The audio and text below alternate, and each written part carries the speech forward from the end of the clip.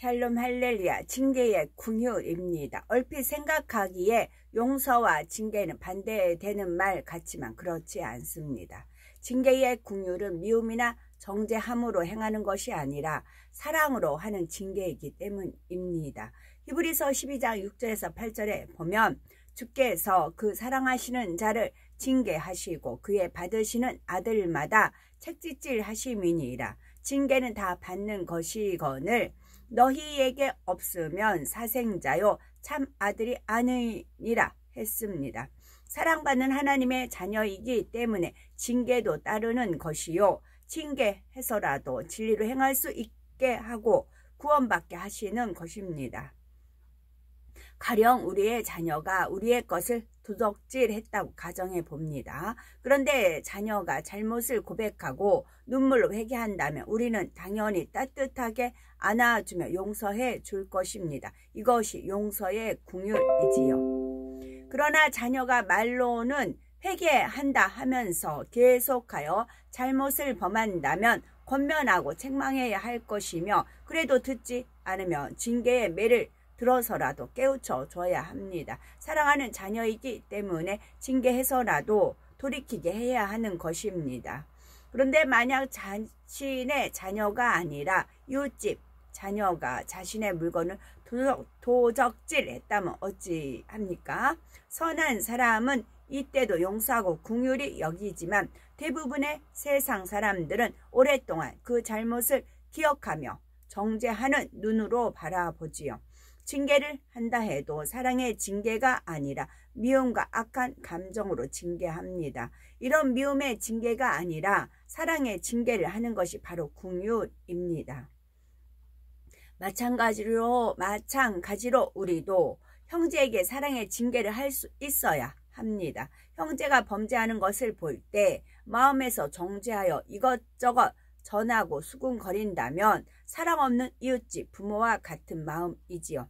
마태복음 18장 15절에서 17절에 보면 네 형제가 죄를 범하거든 가서 너와 그 사람과만 상대하여 권고하라. 만일 듣지 않거든 한두 사람을 데리고 가서 두세 증인의 입으로 말마다 증창케 하라. 만일 그들의 말도 듣지 않거든 교회의 말하고 교회의 말도 듣지 않거든 이방인과 세리와 같이 여기라 하여 범죄한 형제에 대하여 진리로 권고하고 징계하는 과정에 대해 자세히 말씀하고 있습니다.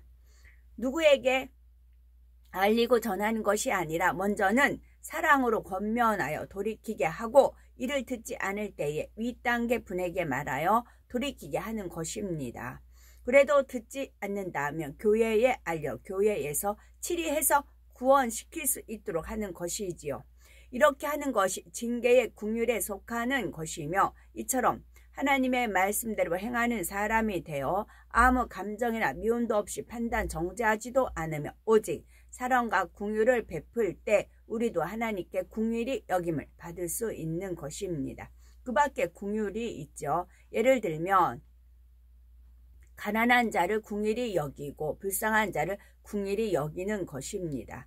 가령 형제가 가난으로 인해 고통받는다면 말로만 참 안됐다, 불쌍하다 하는 것이 아니라 내 것을 나누어 주는 것이 하나님께서 인정하시는 긍휼이지요.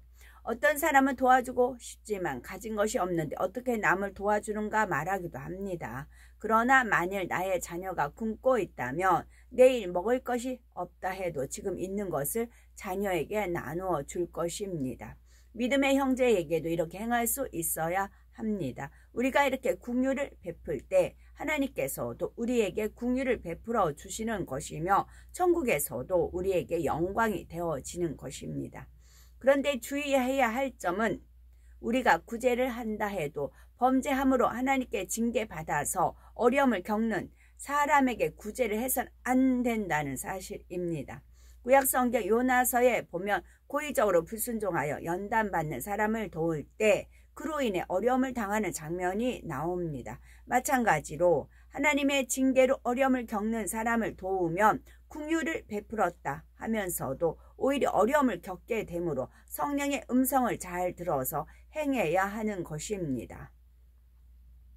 다음으로 세상에서 실패한 사람, 병든 사람, 낮아지고 소외된 사람, 구원받지 못한 불신자들에게도 긍휼을 베풀어야 하지요. 세상 사람들은 성공한 사람은 반겨주고 가까이 하지만 실패한 사람이 왔을 때는 등을 돌려버립니다.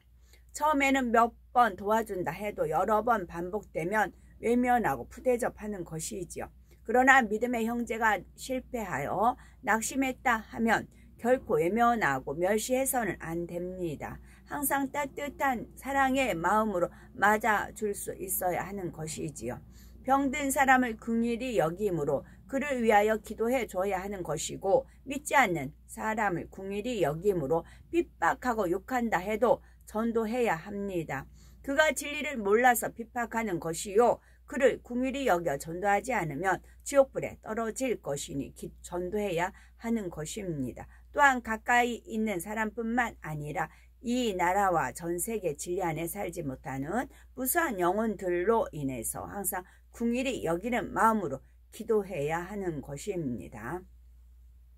요한복음 13장 34절에 보면 새 계명을 너희에게 주노니 서로 사랑하라. 내가 너희를 사랑한 것 같이 너희도 서로 사랑하라 말씀했습니다. 우리가 이와 같이 긍휼히 여기는 사람이 될 때 우리의 걸음마다 그리스도의 향기가 바래질 것입니다. 마치 황무지에 장미꽃이 피어나는 것처럼 이 마지막 때 험한 세상에서도 포근하고 따뜻한 주의 사랑이 꽃피게 되므로 많은 사람이 생명과 위로를 얻게 되는 것입니다. 그럴 때 하나님께서도 그 행함을 기억하시고 우리를 긍휼히 여기시며 범사에 축복을 주십니다.